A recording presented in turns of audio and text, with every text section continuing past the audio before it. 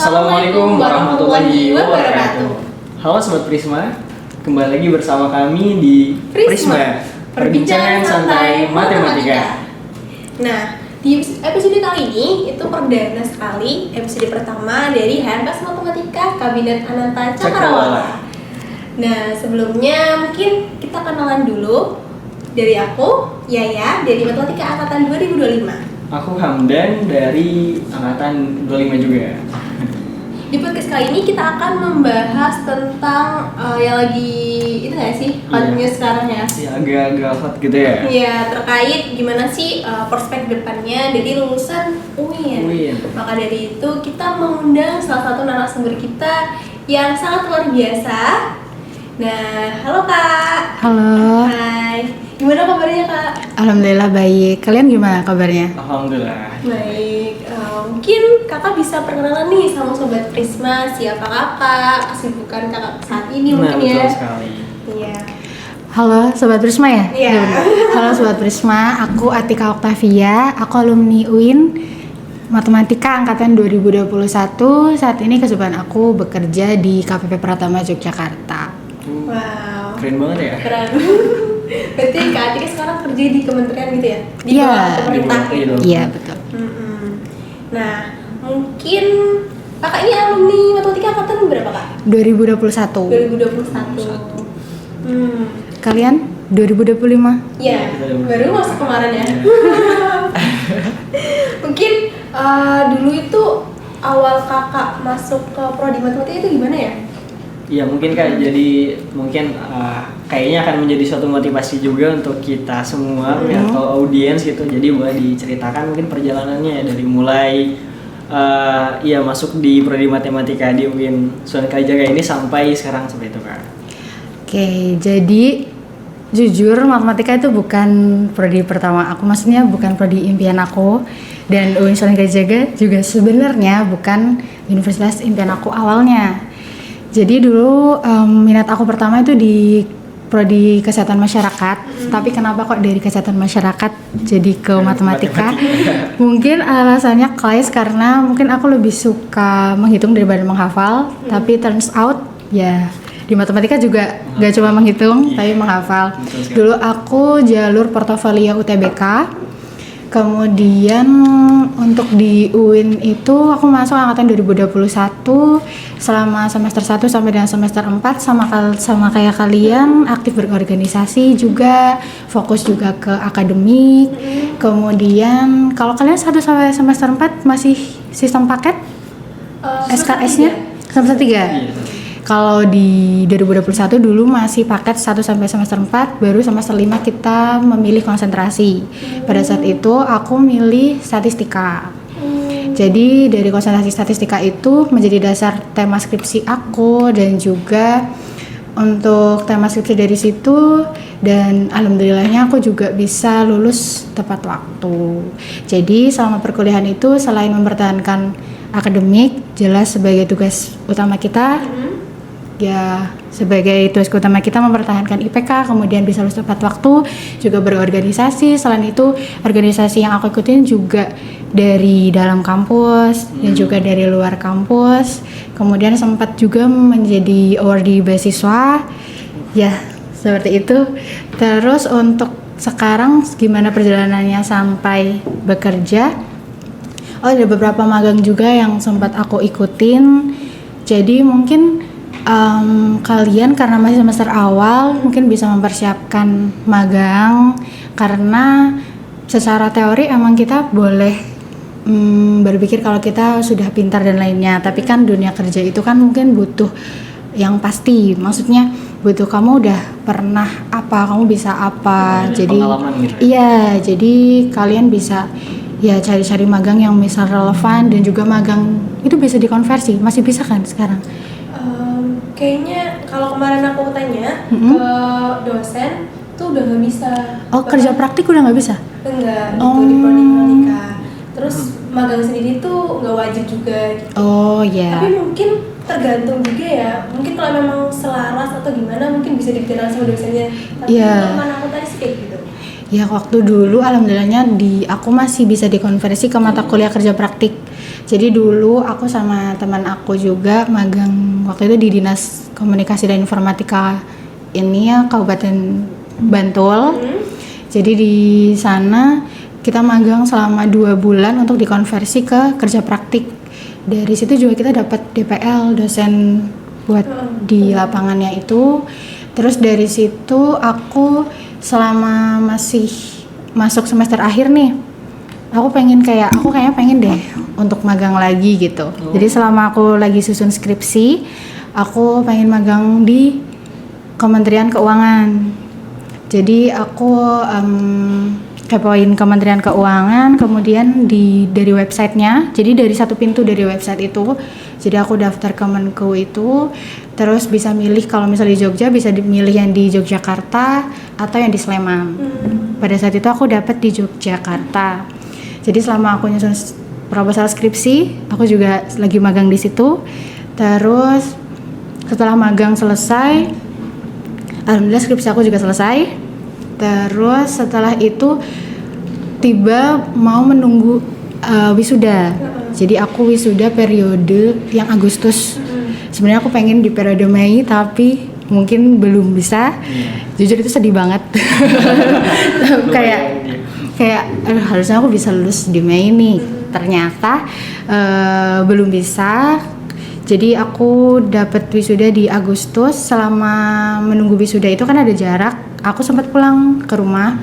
Terus pas aku lagi di rumah itu ada lowongan di KPP. Ya, dan gimana aku dapat info lowongan itu karena dulunya aku sempat magang di situ. Jadi aku tahu ada lowongan, terus aku apply. Terus lolos administrasi, aku balik lagi ke Jogja buat wawancara. Terus ketika diterima, jadi aku nggak jadi pulang, hanya pindah kos aja. Pindah kos. Iya, gitu. Berarti dari awal kuliah sampai sekarang masih di Jogja terus ya? Iya, tapi nggak tahu ya ke depannya. Iya. Sangat menarik ya. Jadi pengalaman Kak Atka ini banyak banget ya? Iya, banyak banget ya. Mulai dari tadi kan semester 1 itu masuk di matematika yang pada awalnya itu sebetulnya bukan tujuannya gitu ya. Tapi karena menjalani dengan ya bahkan di semester berapa? 2 mungkin kayak mulai berorganisasi. Iya, betul. Iya, berorganisasi, kemudian di semester selanjutnya juga beasiswa seperti itu kayak. Dan kesibukannya magang dan sebagainya, tapi alhamdulillah sekarang sudah bisa seperti ini gitu. Iya. Jadi dari situ kan mungkin bisa diambil kesimpulan juga kalau misalkan akademik itu sebuah hal kewajiban. Iya. Tapi di sisi lain kita juga harus cari experience ya. Ya, kalau hal akademik kan itu udah kewajiban kita ya. Ibaratnya kita kuliah, kemudian ada keluarga yang dukung secara finansial dan lain-lainnya. Itu udah kewajiban kita buat menuntaskan. Tapi kalau secara yang lainnya itu kan itu hak kita. Mau kita di sini punya organisasi, kita ada kegiatan yang lain selama itu positif. Iya. Yang itu loh, aku tuh tadi pas tahu kakaknya awardee juga kayak gitu, wah keren banget Kak, jadi bang. Iya sih, keren banget sumpah itu. Itu semester 5 ya Kak? Kalau Bank Indonesia itu minimal semester 4. Jadi mungkin kalian semester 2 ya? Semester 4 ya? Semester 4 Iya. Boleh dari sekarang. Minimal semester 4. Atau mungkin nanti bisa di belakang mungkin data tanya-tanya lagi ya Kak? Atau bisa kepoin di Gen Bisuka di YouTube-nya. Bisuka. Itu juga ada aku. Kayak terus membahas tadi kayak pertama kan tadi kuliah emang sebuah kewajiban gitu ya. Iya. Di sisi lain organisasi dan yang lainnya. Aku pernah dengar ada istilah kuliah itu suatu privilege mungkin kayak. Nah, dari sana itu ya selain kita dapat ilmu, dapat pengalaman juga dari organisasi, terus apalagi tadi kan ada beasiswa juga, itu ada relasi juga mungkin dari sana kan ya. Iya benar. Ya. Mungkin aku bisa dengan cerita dari Kak Atika barusan bisa kata-kata tadi kuliah itu privilege ya. Itu tuh sudah terbukti seperti itu. Iya, benar banget.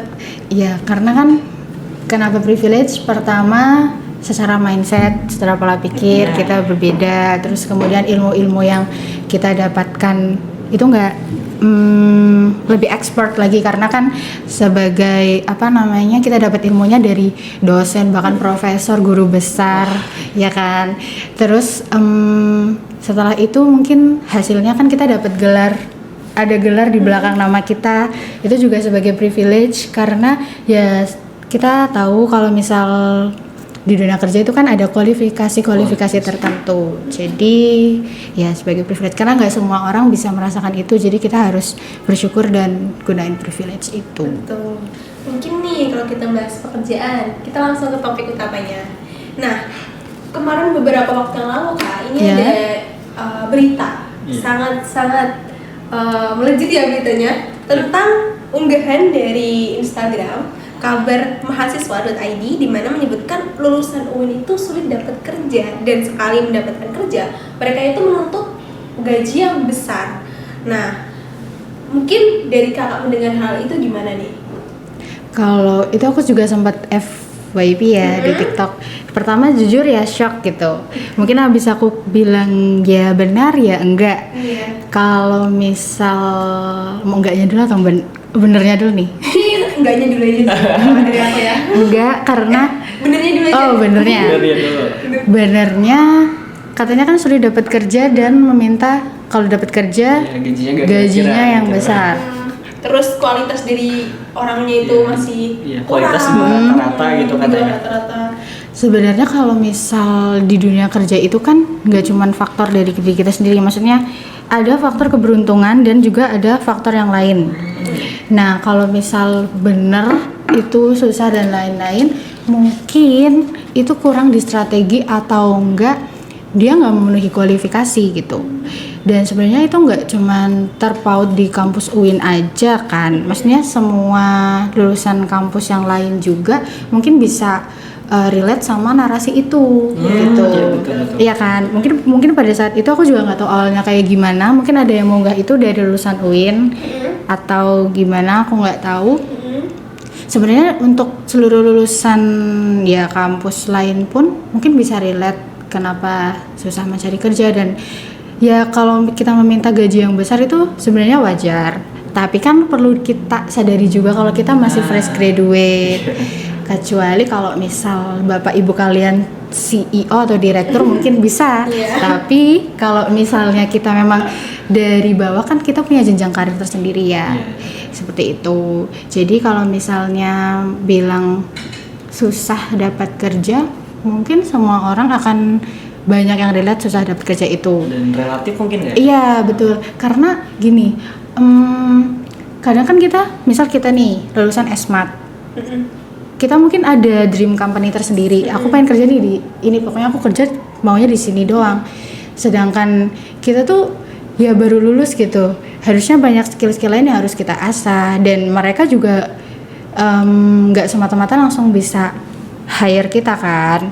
Mereka juga butuh kualifikasi yang bakal kita penuhi. Nah mungkin karena banyak yang lebih pilih-pilih di pekerjaan itu, ya which is good, nggak apa-apa. Tapi mungkin sebagai kita fresh graduate untuk mencari pengalaman oke.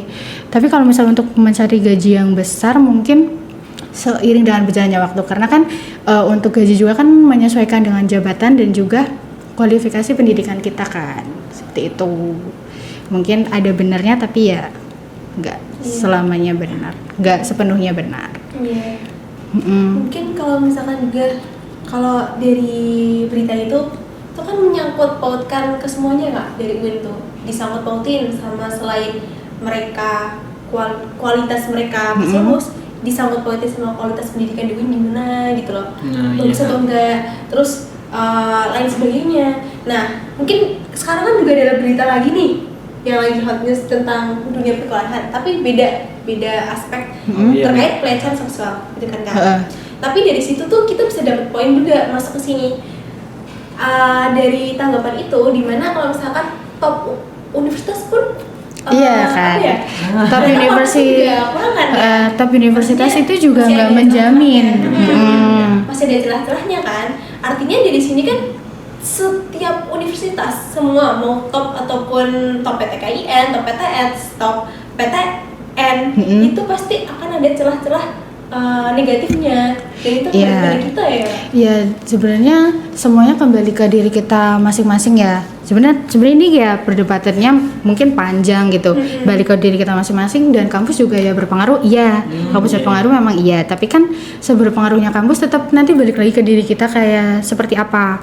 Dan mungkin yang mendebatkan itu atau yang mempertanyakan kualitas UIN itu kadang membandingkannya dengan tidak sebanding gitu loh. UIN kan di bawah Kementerian Agama nih, PTKIN. Seharusnya perbandingannya dengan UIN yang lain, Iya, tidak dengan PTN yang di bawah Kemendikbud.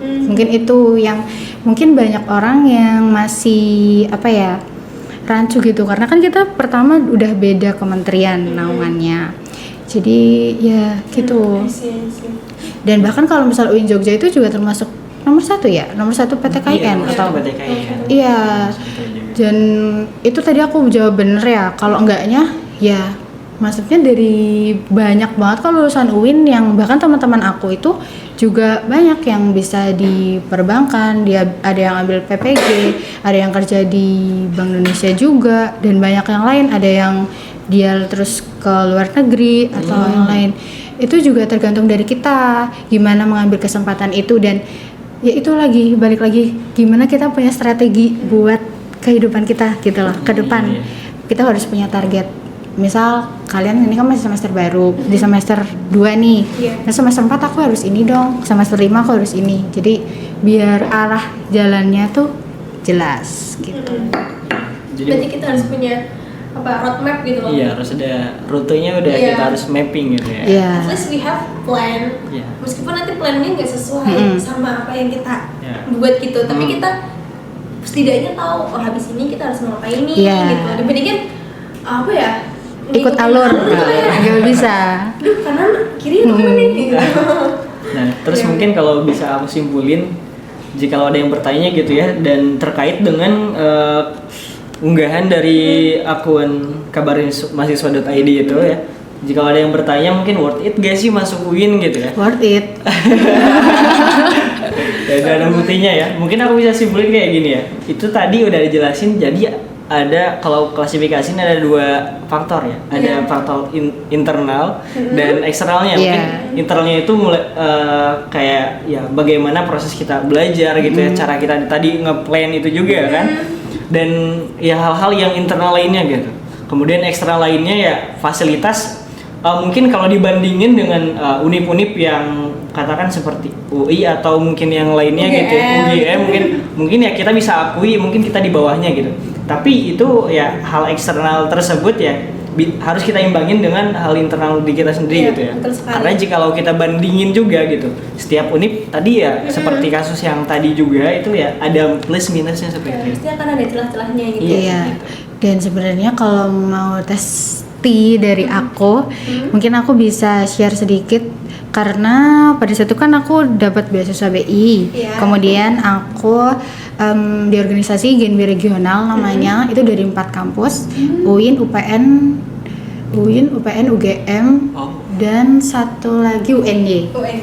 Nah, kalau misal namanya organisasi kita kan pasti membuat program kepanitiaan dan lain-lain, dan ternyata kalau misal anak-anak UIN tuh dia lebih aktif, terus secara pola pikir, secara kerja nyatanya, secara pengetahuannya itu juga, maksudnya kalau misal kita mau bandingin dengan kalau misal kata orang-orang dengan top PTN gitu ya, itu masih sejajar, masih selaras gitu loh. Makanya gimana benar tadi ada internal dan eksternalnya. Internal dari diri kita sendiri kayak gimana, eksternalnya juga pintar-pintar dari kita. Mau mungkin kayak aduh aku kayaknya mau masih kurang di skill ini deh. Udahlah, aku berarti ya kita belajar skill itu di luar dari kampus gitu. Karena ya namanya di kampus kan masih berfokusnya secara akademik ya. Jadi kalau misalnya kita butuh yang lain, kita bisa dapetin itu dari luar.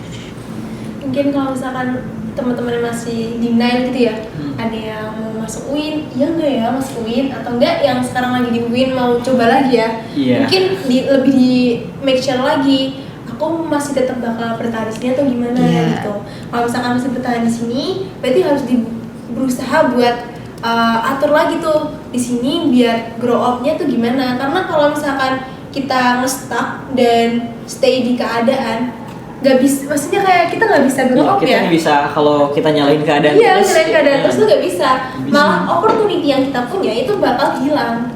Seharusnya kita bisa A, B, malah kita akan hilang. Malah Betul. fokus sama hal yang kita itu ya kurang serp gitu ya. Iya, dan jangan terlalu overthinking juga kali ya. Kayak misal kita udah dapat kesempatan, ya udah kita gunain itu sebaik-baiknya sebisa kita. Tapi jujur ya kak, mungkin aku sedikit cerita nih. Kemarin tuh ada temanku yang cerita dia itu seangkatan sama aku. Ya.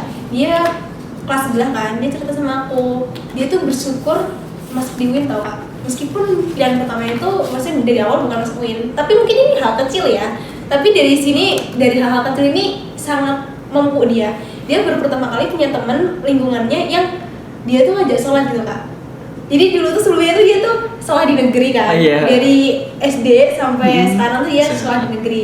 Terus dia bilang baru pas kuliah ini di Universitas Islam kayak aku diajakin sholat, kalau ada kegiatan tuh ayo sholat gitu.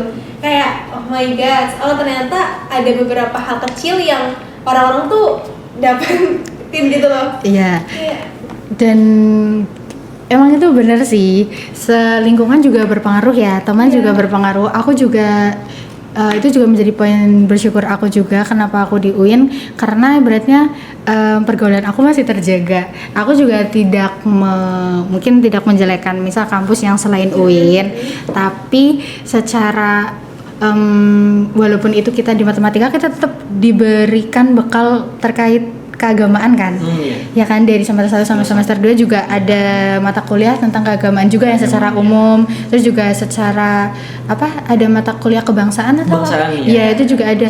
Jadi makanya nggak selalu matematika terus atau yang mikir di UIN tuh kayaknya ya terkait keislaman terus. Enggak, bahkan UIN Sunan Kalijaga itu juga udah buka jalur kayak keberagaman ya.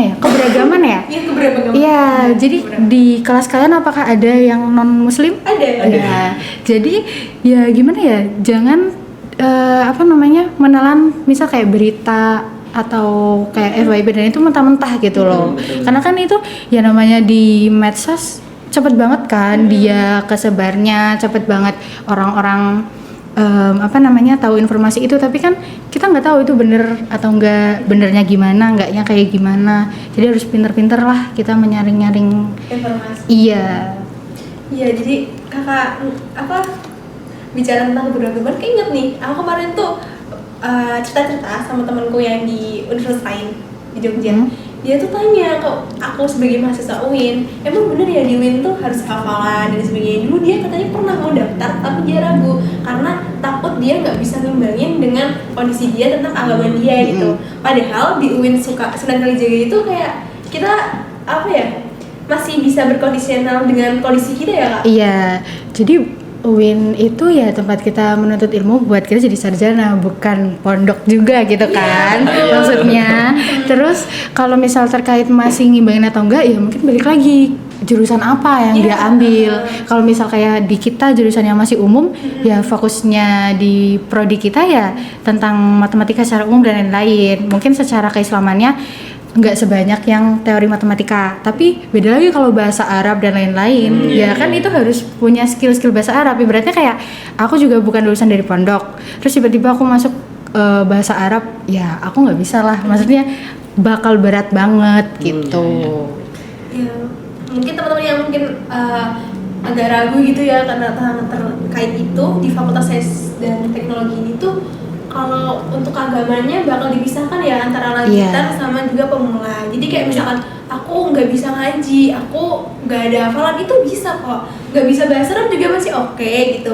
Bisa menyesuaikan gitu. Nanti ada kelas-kelasnya gitu. Iya, ada kelas bahasa Arab sama bahasa Inggris kan. Iya, betul. Ya mungkin itu sebagai privilege juga di UIN. Mungkin di kampus-kampus lain itu nggak ada ya bahasa Arabnya. Kita dapat tuh kelas bahasa Arab. Bahkan kita ada tes TOEIC atau apa ya? Yang bahasa Arab. Yang bahasa Arab. Kalau yang bahasa Inggris kita difasilitasi TOEFL. TOEFL, ya. Nah, salah satunya yang apa namanya itu makanya untuk yang bahasa Arab itu, dan itu sebagai syarat kita buat lulus loh. Maksudnya apa ya, kemarin tuh waktu aku awal jadi mahasiswa baru, ada juga orang tua murid, wali murid di grup, dia tuh denial, ini anak saya takutnya nggak bisa ini, apa namanya, nggak bisa survive di sini karena dengan tuntutan-tuntutan di sini gitu. Bahkan ada yang bicara gitu kan, ada pertemuan wali murid kan pertama kali itu bicara kayak, anak saya nggak punya hafalan pak, ini gimana, gini di mention. Terus dari dosen udah mention kalau misalkan nggak apa-apa, nggak punya hafalan nggak apa-apa, di Fakultas Sains dan Teknologi kalau misalkan nggak bisa bahasa Arab juga nggak apa-apa, nanti bisa memilih antara bahasa Arab atau bahasa Inggris. Tapi memang di FST ini kan ada yang lulusan pondok dia bahasa Arab juga bisa gitu ya, mungkin dia akan memilih bahasa Arab gitu, tapi kalau nggak bisa bahasa Inggris juga nggak apa-apa. Iya benar, nggak apa-apa.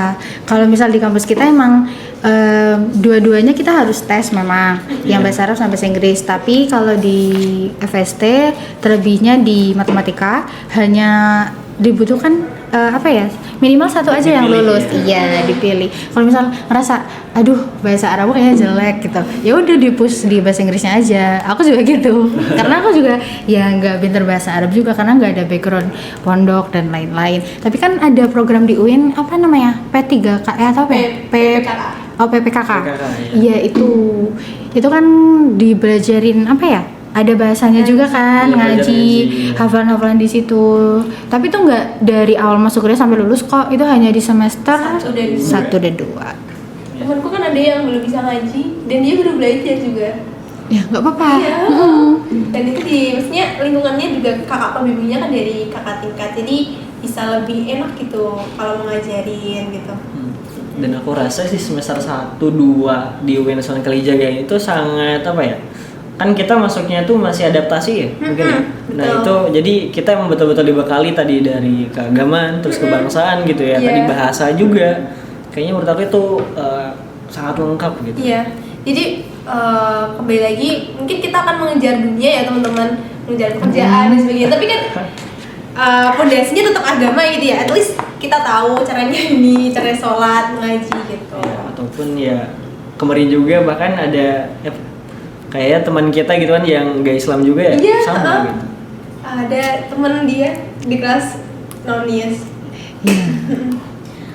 Mungkin Kak, selanjutnya kakak ini kan kalau dilihat dia, aku lihat tuh waktu masa perkuliahan udah magang, terus habis itu langsung dapat kerja, alhamdulillah ya, masya Allah keren banget ya. Nah itu mungkin skill apa nih yang perlu kita asah untuk terjun nanti di dunia pekerjaan gitu? Kalau misal skill itu sebenarnya kita udah diberikan bekalnya ya. Kalau di semester 1 udah dapat kayak pemrograman bahasa C,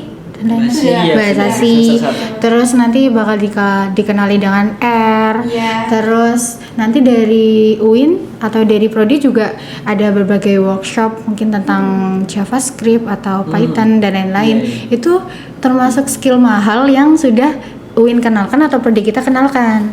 Tapi mungkin ya karena di matematika ini kan juga ada berbagai konsentrasi ya, jadi kita juga nggak bisa terfokus itu. Ya setidaknya kita tahu dasarnya kayak bahasa sih kayak gimana. Kalau misal kalian tertarik, kalian bisa lebih mempelajari itu di luar. Kalau skillnya ya pasti untuk hard skill itu tadi, karena kita basicnya matematika, mungkin ya skill-skill seperti bahasa pemrograman itu harus kita ya minimal kita kuasai, atau enggak ya secara kita gimana menganalisis data dan lain. Ini karena aku konsentrasi statistik ya.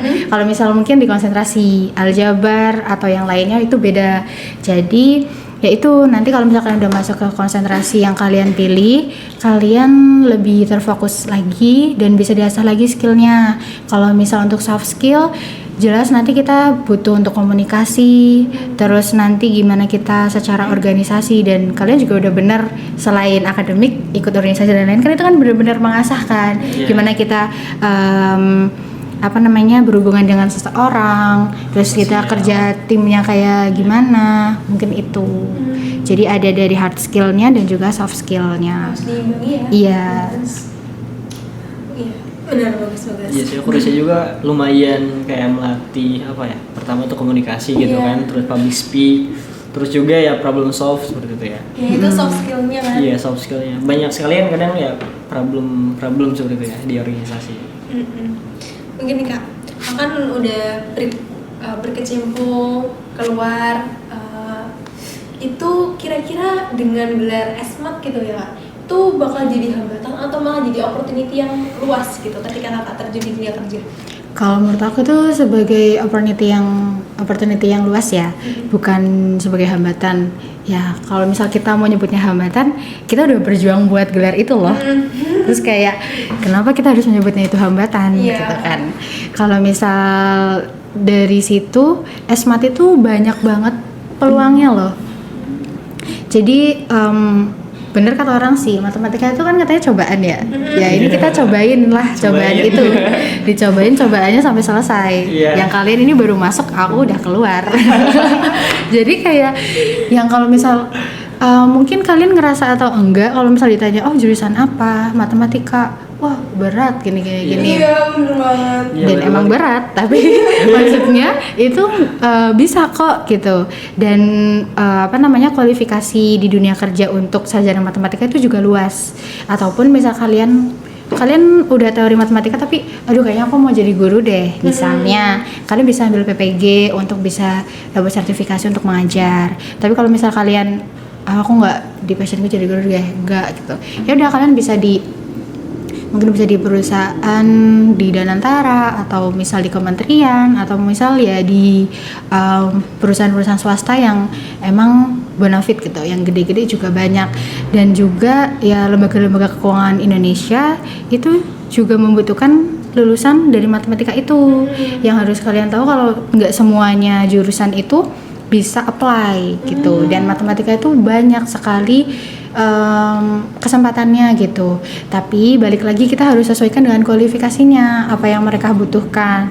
Misalnya oke, kita udah sarjana matematika nih, udah, tapi mereka misal butuh yang sudah kompeten di JavaScript misalnya, atau apa untuk di bagian IT dan lain-lain, kita udah punya itu atau belum gitu.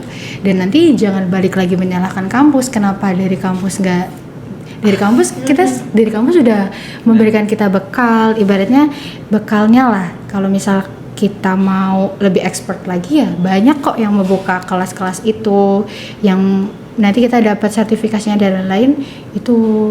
Jadi walaupun banyak yang matematika kita bisa apply di mana aja, enggak di mana aja sih, maksudnya bisa apply banyak perusahaan-perusahaan besar itu, tapi tetap disesuaikan lagi dengan syarat-syarat yang dibutuhkan. Oh, iya sih. Skill tertentunya kita ya harus paham. Iya betul.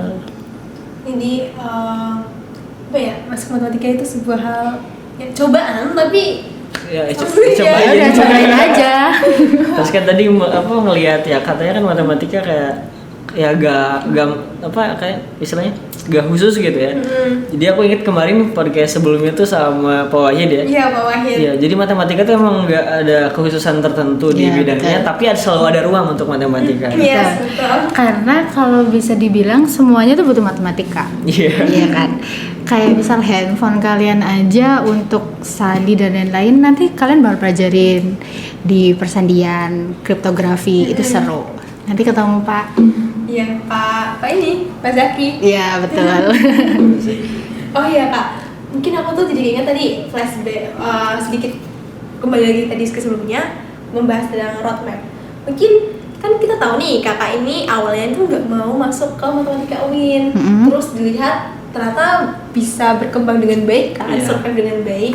Nah roadmapnya kakak itu waktu dulu tuh gimana sih gitu? Kalau tahu? oh ya, kalau dulu itu kan aku masuk masih masa Covid ya. Iya. Jadi Oh iya, Covid. PBAK ya. PBAK dan lain, aduh boring banget, aku di Zoom sampai pusing gitu kan. Jadi semester 1 sampai semester 2 kayaknya tuh masih online. Terus balik ke sini sampai ke sini kayak semester 3. Tapi sebelum itu karena kan kalau HMPS tuh bisa kita ikutin kalau kita udah semester 2 apa ya? Iya. Iya. Waktu itu aku masuk HMPS, terus ada beberapa acara HMPS, jadi aku harus ke Jogja nih untuk nge-MC dan lain-lain atau sebagai panitia juga. Jadi aku ke Jogja sambil survei kos dan lain-lain gitu.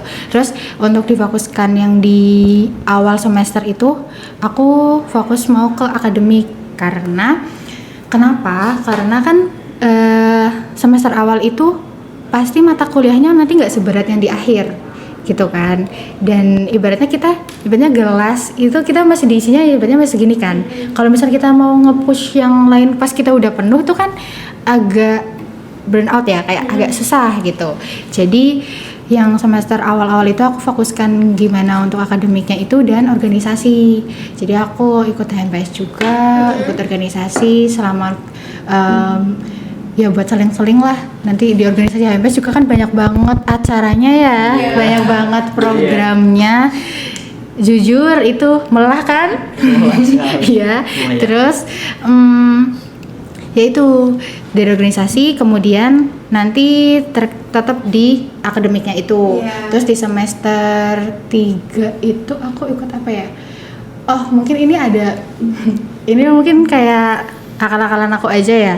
Mungkin aku pengen menyeimbangkan antara otak kiri dan kanan. Jadi aku ikut organisasi HMPS, terus aku juga ikut saintek musik. Jadi aku mikir kayak aduh kayaknya mungkin kalau pas lagi pusing-pusing enak kayak ngejamming bareng teman-teman gitu kan.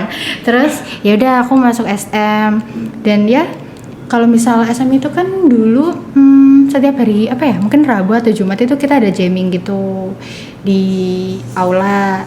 Ya udah kita nyanyi atau apa gitu kan, bisa untuk refreshing. Walaupun sebenarnya aku juga nggak terlalu aktif juga, lebih aktif ke MPS itu.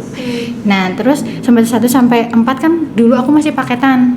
Jadi wah ini harus apa ya, ya udah aku nge-push di akademik gitu, karena aku juga sempat kayak tanya-tanya itu harus ya kalau bisa di semester awal itu kita push di akademiknya, biar nanti kalau misalnya kita mau ngejar IPK, misalnya kita mau lulus dengan predikat cum laude, itu kan ada batasnya ya, di 3,51. Ya, 3,51 untuk dikatakan cum laude itu ya untuk IPK itu kan kumulatif ya, jadi nggak bisa kita bagus di satu semester aja, karena kan nanti untuk pembagiannya kita tetap dari akumulasi SKS itu. Jadi kalau misalnya kita mau ngejar di akhir mungkin bisa, tapi mungkin berat ya, kita harus ekstra gitu. Jadi kalau misal kita ngejar akademik di awal dulu, banyak kita ngantongin apa namanya nilai dulu nih gitu. Apalagi nanti kalau udah semester 4 ketemu par, pengantar analisis real, ngomongin par ya.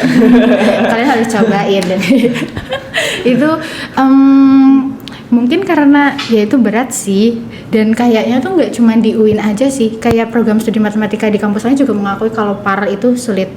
Jadi ya kalian harus menyiapkan itu, dan par itu 4 SKS kalau nggak salah ya. Jadi kalau misalnya nilai kita misal jelek, dikalinya 4 SKS sendiri kan pembagiannya gitu. Terus di semester 4 itu aku harus magang gitu. Jadi aku alhamdulillah juga aku punya teman-temanku yang sportif. Jadi kita cari tempat-tempat magang survei yang ada di Jogja dari BPS dan lain-lain. Tapi pada waktu itu BPS nggak bisa nerima karena udah full. Jadi terus kita cari di mana, akhirnya dapat di Diskominfo Bantul. Nah dari situ karena kita mikir kayak ya kita cari pengalaman, jadi oke, kita 2 bulan aja nih. 2 bulan, udah dari situ udah nentuin tema skripsi. Terus dari situ ya kalau misalnya udah ada metopen ya, kita ada metopen tapi bentuknya seminar kan, bukan lewat SKS. Seminar. Dan iya di matematika tuh lewatnya seminar. Tapi kalau misal di prodi-prodi yang lain itu ada beberapa yang dia tuh SKS. Jadi untuk hasil dari metopen, mata kuliah metopen itu bisa menjadi seminar proposal. Kalau di kita kan beda ya.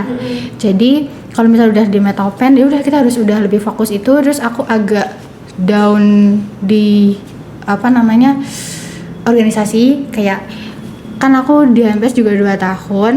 Terus abis itu ngerasa semester dari semester 4 apa ya, semester 4 ke 5 karena udah masuk konsentrasi dan lain-lain, dan aku juga nargetin semester 4 aku bisa nih ikut atau apply beasiswa BI nih.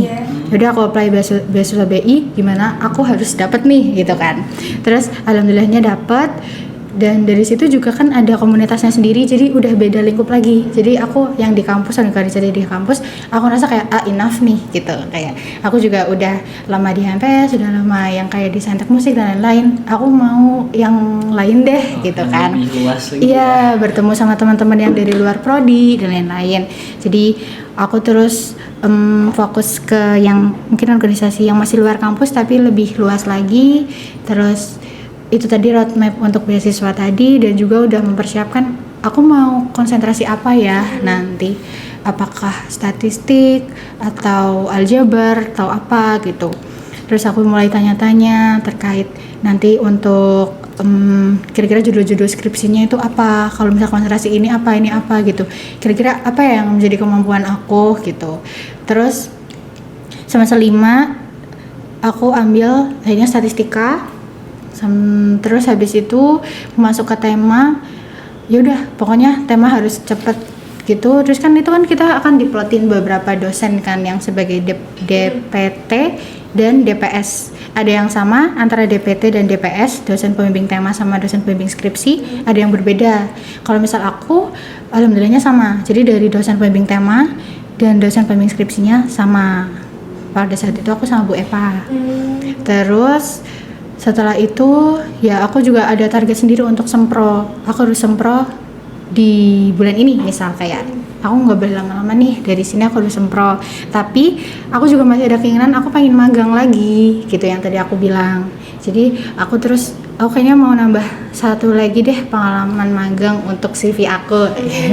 Terus habis itu ya udah aku cari-cari dan alhamdulillah masuk. Terus udah sembari menyusun skripsi aku juga magang. Makanya waktu magang itu, waktu di Kemenku itu kan minimal 60 hari atau 2 bulan. Ya 2 bulan.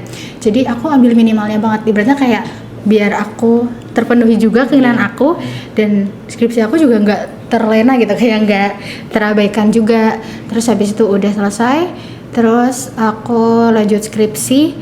Nah itu kayak tadi roadmap, benar kita harus punya rencana kan, harus punya planning, walaupun nanti jalannya gimana sesuai rencana atau enggak ya kita nggak tahu. Aku mau wisuda di Mei sebenarnya pada saat itu, tapi ternyata belum bisa. Karena pada saat itu jadi walaupun kita udah selesai skripsi nih, udah sidang, kita kan tetap butuh untuk revisi sampai ke yudisium nanti. Jadi yang menyatakan nanti kita sudah bisa mendapat gelar itu kan di yudisiumnya itu. Ternyata belum bisa karena juga jadi kalau misal skripsi ya mungkin sedikit gambaran. Kalau skripsi itu spoiler itu tuh rezeki-rezekian dan juga untung-untungan juga, dan juga klop-klopan juga sama dosen, dan juga klop-klopan sama tema yang kalian ambil. Jadi kalau misal kalian oke, dosen kalian oke, bisa ada case-nya kalian oke, dosen kalian enggak ya, atau enggak dosen kalian yang ngejar kalian nih, mana nih anak ini kok nggak bimbingan, udah bimbingan nggak pernah masuk, gini. Nah, tapi nanti juga harus kita tahu kenapa anak ini nggak bimbingan. Apakah temanya atau skripsinya susah, dia belum dapat data kah, atau dia masih kesusahan codingnya dan lain-lain. Ini juga beda-beda. Terus habis itu yaudah aku Agustus. Terus pas sembari menunggu wisuda itu juga aku ada roadmap lagi, kayak aku kayaknya harus apply deh gitu. Sembari menunggu gitu, yaudah aku lihat-lihat tuh. Lagi lihat-lihat kualifikasi, ternyata ada buka lowongan di tempat kerja aku sekarang. Ya udah, akhirnya aku masuk situ. Gitu. Gimana? Bisa disimpulkan nggak roadmapnya? Ya jadi mungkin intinya banyak keluh kesahnya, banyak suka dukanya gitu ya. Ya kalau semester awal itu mulai adaptasi ya, secara akademik, terus organisasi, terus disiapin plan buat ambil konsentrasi apa, dan juga beasiswa di semester pertengahan 4-5 itu kan banyak ya. Setelah itu persiapan untuk magang juga di iya. semester 6 gitu, dan juga skripsi. Iya. Lebih seperti itu ya. Ya dari situ mungkin bisa kesimpulin tadi, balik lagi yang tadi kita tuh perlu kayak yang ngeplan ya. Meskipun pada akhirnya gak sesuai, setidaknya kita berusaha untuk menyiapkan gitu. Iya. Betul. Kalaupun nggak sesuai kan ibaratnya kita masih ada target itu kan. Tinggal jalannya lewat mana nih buat kita sampai target itu gitu. Berarti nggak bisa pakai jalan yang utama tadi itu. Kita harus cari terobosan-terobosan lain. Dan setidaknya kita jadi lebih tahu kan kita Iya. harus gimana. Kakak tertarik gak? By the way, kakak tertarik gak kalau kerja di korporat gitu? Tertarik ya. Soalnya kalau kerja itu kan dinamis ya. Kayak misal aku bisa bilang sekarang aku kerja di sini nih, tapi nggak tahu 3 bulan yang akan datang apakah aku masih di situ atau enggak gitu. Kalau tertarik, tapi mungkin balik lagi sih dunia korporat seperti apa gitu. Ya kan? Bisa nggak kita jalaninnya sesuai visi kita juga kan, gimana nanti. Oh iya kak, mungkin aku sedikit aja nih. Kakak kan tadi kan sempat meng-highlight sesuai klasifikasi. Tapi banyak nggak sih ketika kita kerja itu kita jadinya nggak sesuai jurusan kita gitu. Misalkan kita pengen jadi A nih, padahal itu nggak pernah kita pelajari di prodi kita. Tapi secara experience itu masih ada hal berkaitan dengan A tadi itu. Gimana? Bisa. Kan sekarang juga loker-loker itu kan ada yang jurusan tertentu, ada yang semua jurusan. Jadi kalau misal di semua jurusan kan kita jurusan mana aja bisa apply. Terus misalnya kita dari matematika, mungkin itu bisa dari mungkin untuk bagian pemasaran ya. Kalau misal kita punya sertifikasi untuk bagian pemasaran kan itu bisa kita lampirkan. Nah itu kan juga punya peluang kan. Walaupun misal kita dari lulusan matematika tapi nanti kita terjun di bagian pemasaran itu juga bisa. Sertifikasi gitu ya? Iya, sertifikasi juga. Bagus sih.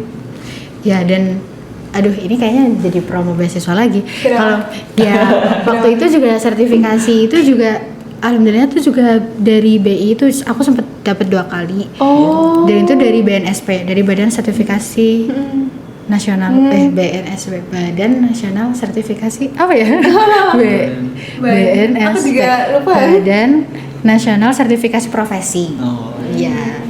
Jadi sempat dapat 2 yang kalau misal kalian tahu itu kalau misal kita sendiri nih itu mungkin habis beberapa juta, tapi alhamdulillah pada saat itu gratis. Jadi makanya ya itu kalian yang misal masih semester awal gunain kesempatan kalau misalnya ada beasiswa atau sertifikasi lain, nggak hanya di beasiswa aja sih, misal ada kegiatan-kegiatan yang memang menguntungkan ya, atau enggak ini bisa study abroad dan bener. Kemarin kalau nggak salah tuh ada prodi lain itu juga bukan belajar sih, lebih tepatnya ikut suatu acara di youth pokoknya ke Malaysia atau nggak Singapura di teknik industri nggak salah, dan kesempatan itu tuh berakhirnya juara juga gitu kalau nggak salah. Dan itu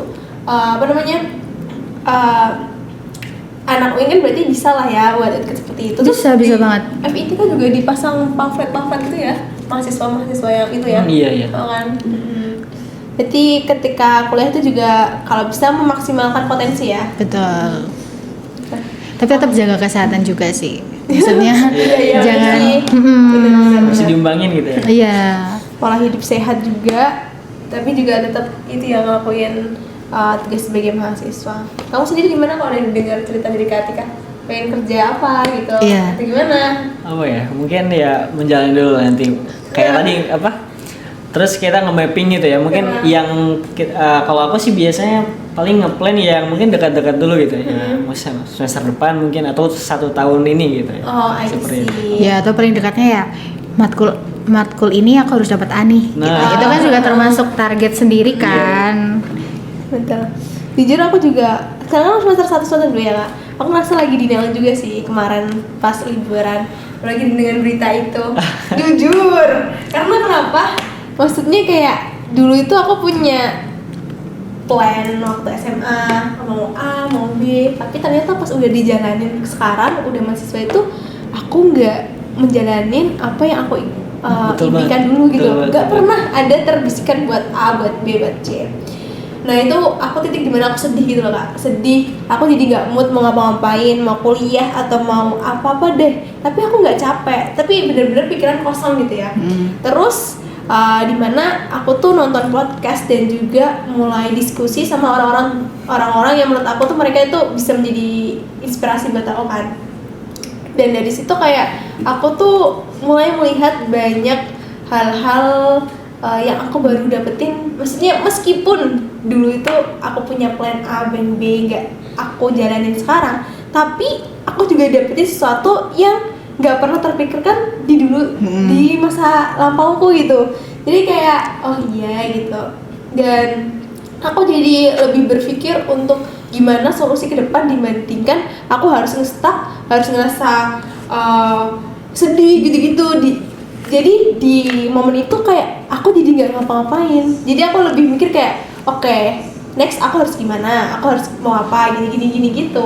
Iya, soalnya kalau misalnya nggak stuck itu kan bukan menyelesaikan masalah ya. Iya. Sekarang misal yang masih kayak, aduh sebenarnya aku benar nggak sih di matematika UIN, kayak aku udah jalan yang benar nggak sih gitu. Ya sebenarnya ada harusnya dipikirkan lagi, kayak kalau misalnya aku keluar dari sini juga itu benar atau enggak. Kita tuh mau nyari apa namanya solusi atau malah nambah masalah lagi gitu. Ya, belum tentu kalau misal kalian keluar, maksudnya ya kalau misal kalian meninggalkan ini, yang di luar tuh lebih baik kan kita juga belum tahu. Iya, jadi mending kita jalanin emang dengan sebisa kita dan enjoy aja. Kalau misal lagi di posisi aduh aku malas ngapa-ngapain dan lain, ya udah itu hal wajar manusiawi gitu. Misalnya lagi malas belajar, ya nggak apa-apa, semua orang juga malas belajar, tapi kan nggak bisa malas-malas terus kan gitu. Mungkin ganti pola belajarnya atau ganti tempat belajarnya, atau mungkin belajar ditemenin siapa gitu. Itu nggak bisa. Iya. Nah itu pas aku itu kan aku juga cerita sama temanku ya kak. Terus temanku bilang gini, ngingetin aku kayak namanya hidup ya itu nggak ada namanya mulus terus. Kamu akan energinya full terus, nggak mungkin. Jadi pasti akan ada di titik kamu tuh capek, kamu tuh lelah, nge-stuck itu pasti ada. Nah itu namanya proses. Jadi kamu harus nikmati, validasi emosi kamu. Ya udah, kalau lagi sedih ya udah validasi kamu lagi sedihnya, nggak apa-apa, nggak harus happy terus Iya, gitu. Kayak aku dari situ ingat kembali, oh iya nggak apa-apa. Berarti emang lagi nggak masa-masa aku nge-stuck gitu. Iya. Tapi kalau misal kalian udah ada kepikiran belum mau konsentrasi apa, atau kalian udah ada ngerasa tertarik, kan kalau misal di awal-awal itu kita masih campur ya, ada yang emang dari konsentrasi aljabar mata kuliahnya, ada yang dari statistika, terapan, terus analisis. Nah kalian udah ada kayak aduh ini kayaknya matkul aku banget, maksudnya kayak aku suka nih matkul yang kayak gini-gini, aku nggak suka nih matkul yang gini-gini. Aku sendiri statistika sih. Sukanya atau nggak sukanya? Mesti tertarik ke statistika. Oh statistika. Mungkin kalau aku juga aku pikir-pikir kemarin melihat mungkin kedepannya juga gitu ya. Kayak kadang kan kepikiran kayaknya udah lulus ada apa peluang tuh aku kayaknya lebih cocok atau bagusnya gitu fokus di statistika.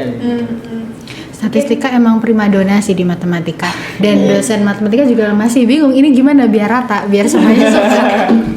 Karena statistika tuh selalu menduduki chart kayak aduh ini hampir 50% dari mahasiswa matematika kayaknya banyak yang beli statistika. 60 iya kemarin. Nah, ini pasti analisis ini masih kosong ini. analisis ya. Kalau salah di angkatan 23 tuh angkatan berapa ya? Itu katanya cuma nggak sampai 5 orang gitu katanya. Analisis itu hanya untuk manusia-manusia yang tidak biasa. Iya, itu hanya untuk jenius. Temenku ada nggak gitu.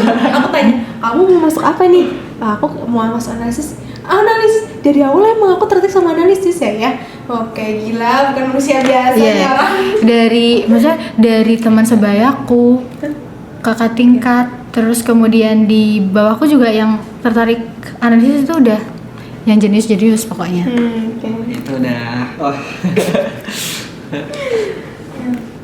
Mungkin ini kayaknya udah cukup gak sih apa yang kita bicarakan, mulai dari jawaban tadi pertanyaan, terus kita jadi belajar juga untuk dinamika perkuliahan, untuk persiapan kan. Nah, mungkin untuk menutup ini kakak bisa menyampaikan suatu hal nih ke pemirsa Sobat Prisma gitu.